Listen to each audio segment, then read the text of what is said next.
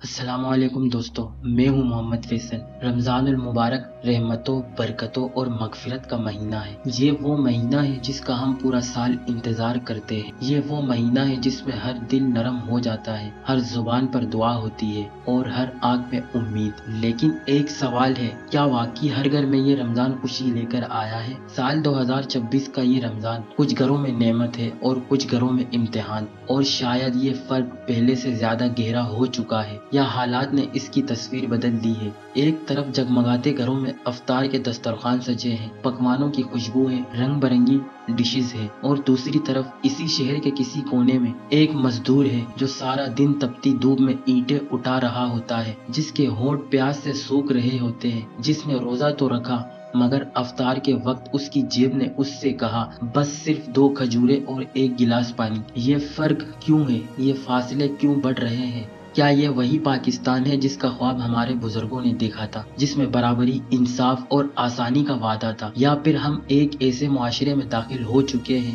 جہاں رمضان بھی امیر اور غریب کے درمیان فرق کو نمایاں کر دیتا ہے؟ دوستو، آج کی ویڈیو میں ہم جذبات نہیں، حقیقت کی بات کریں گے۔ ہم سوال اٹھائیں گے اور جواب تلاش کرنے کی کوشش کریں گے، کیونکہ یہ صرف مہنگائی کی کہانی نہیں، یہ ایک قوم کے ضمیر کا سوال ہے۔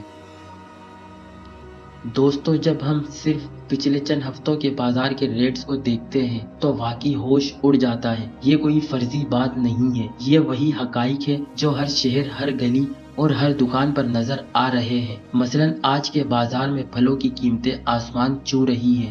سیب 200 سے بڑھ کر تقریباً 400 روپے فی کلو تک پہنچ گیا ہے، اور کیلا جو 200 روپے درجن تھا اب 300 سے 400 روپے تک میں مل رہا ہے۔ اسی طرح رمضان آتے ہی سبزیوں اور پھلوں کی قیمتوں میں تیزی سے اضافہ دیکھا گیا ہے، جہاں کئی اشیاء 600 روپے یا اس سے اوپر بھی جا رہی ہے۔ یہ عدد صرف اعداد و شمار نہیں بلکہ لوگوں کے گھروں کے بجٹ کا سیدھا نقصان ہے۔ اور اگر ہم سرکاری اعداد و شمار کی بات کریں تو پاکستان میں مہنگائی کا رجحان ابھی مکمل طور پر حکومت کے مہنگائی سینسٹیو پرائس انڈیکیٹر میں گزشتہ سال بھی اضافہ دیکھا گیا ہے، لیکن مجموعی طور پر قیمتوں کا دباؤ برقرار ہے۔ یہ صرف سبزی، پھل اور معمولی اشیاء نہیں، پچھلے مہینوں میں چینی بھی مہنگی ہوئی ہے۔ مختلف شہروں میں چینی کی قیمت 15 سے 20 روپے فی کلو بڑھ گئی تھی جب رمضان قریب آیا تھا۔ یہ صرف ایک ہفتے نہیں، یہ وہ پرائس ٹرینڈ ہے جس نے عام آدمی کے لیے روزمرہ زندگی کو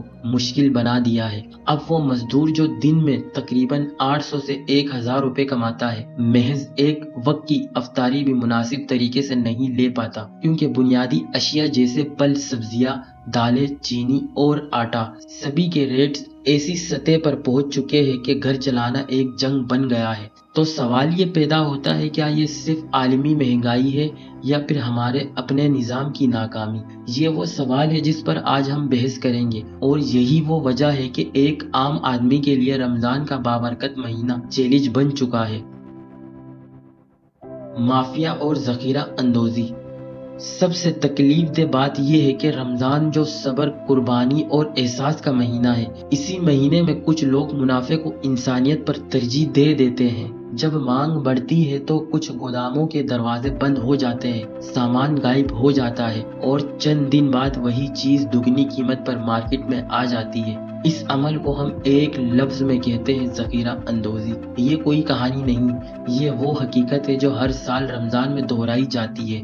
ایک طرف عام شہری قطاروں میں کھڑا ہے، سستے بازاروں میں دھکے کھا رہا ہے، اپنے بچوں کے لیے چند کلو آٹا، چند کلو چینی خریدنے کی کوشش کر رہا ہے، اور دوسری طرف کچھ ہاتھ ایسے ہیں جو اسی لمحے منافع کا حساب لگا رہے ہوتے ہیں۔ سوال یہ ہے، کیا یہ صرف چند افراد کی حرکت ہے یا نظام کی کمزوری؟ پرائس کنٹرول کمیٹیاں موجود ہیں، چھاپے بھی لگتے ہیں، خبروں میں بیانات بھی آتے ہیں، لیکن کیا زمین پر کوئی مستقل فرق نظر آتا ہے؟ کیا بازاروں کے دروازے صرف تصویروں تک محدود رہ جاتے ہیں یا واقعی قیمتیں کنٹرول ہو پاتی ہے؟ لیکن یہاں ایک اور تلخ سچ بھی ہے، صرف حکومت کو ذمہ دار ٹھہرا دینا کافی نہیں۔ جب تک ہم خود کم تولنے سے بچیں گے نہیں، ضرورت سے زیادہ ذخیرہ نہیں کریں گے، مصنوعی قلت پیدا کرنے کا حصہ نہیں بنیں گے، تب تک یہ سلسلہ ختم نہیں ہوگا۔ رمضان صرف بھوکا رہنے کا نام نہیں، یہ اپنے نفس کو روکنے کا نام ہے۔ اگر تاجر کا نفس منافع کے آگے ہار جائے، اگر خریدار خوف میں آ کر ضرورت سے زیادہ خرید لے، تو پھر بحران پیدا ہوتا ہے۔ یہ صرف معاشی مسئلہ نہیں، یہ اخلاقی بحران بھی ہے، اور جب اخلاق کمزور پڑ جائے تو بازار بے رحم ہو جاتے ہیں۔ سوال اب بھی وہی ہے، کیا ہم واقعی بدلنا چاہتے ہیں یا ہر سال یہی منظر دہرانا چاہتے ہیں؟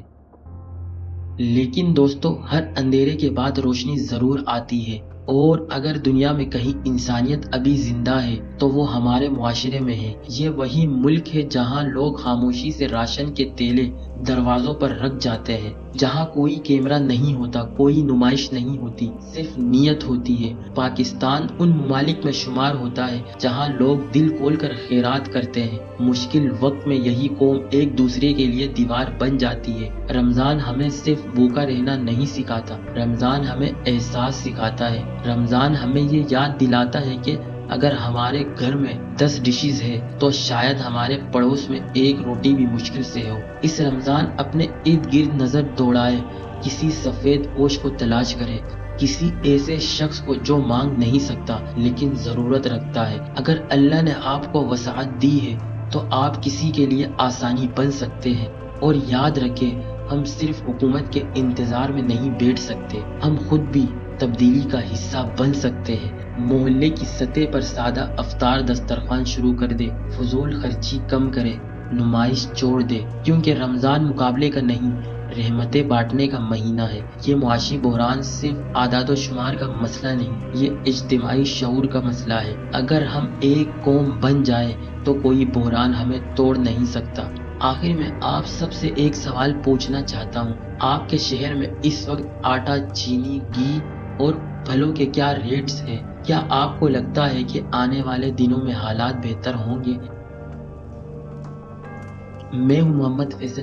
اگر آپ کو یہ ویڈیو پسند آئی ہو تو اس ویڈیو کو لائک کریں، شیئر کریں اور اپنی رائے کومنٹس میں ضرور دیں۔ ملتے ہیں اگلی ویڈیو میں۔ اللہ حافظ۔